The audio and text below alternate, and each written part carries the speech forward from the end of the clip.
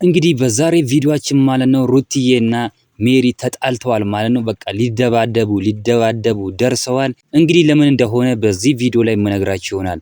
እንግዲህ ሜሪ በጣም ተንኮለኛና መጥፎ ሰው ናት። ሩታ ላይ በጣም ብዙ ሸሮችን እያደረገች የምትገኝ ሴት ናት ማለት ነው። ሩታ ለሷ ደግ ናት፣ ለሷ ጥሩ ናት። ግን ሜሪ ለሷ መጥፎ ሆናባታለች ማለት ነው። በፊት እንኳን አንድ ላይ ነበሩ፣ ከሩትዬ ጋር ነበር ምሰራው። ነገር ግን አሁን ተቀይራ ገንዘብ ዝና ሲመጣላት ወደ ሄርሜላ ተመልሳለች ማለት ነው። ሄርሜላ ጋር ነው አሁን እያሽቃበጠች ያለችው ዳኒና እሷ ማለት ነው።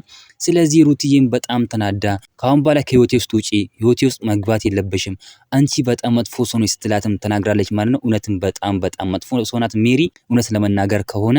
እናም በጣም ተናዳ በቃ ሊደባደቡ ሲሉ ነው አብርሽ እንግዲህ ያገላገላቸው ማለት ነው። እንግዲህ ሊደባደቡ ነበር። እናንተ ምን ትላላችሁ? ሀሳብ አስተያየታችሁን ኮሜንት ላይ ማስቀመጥ እንዳትረሱ።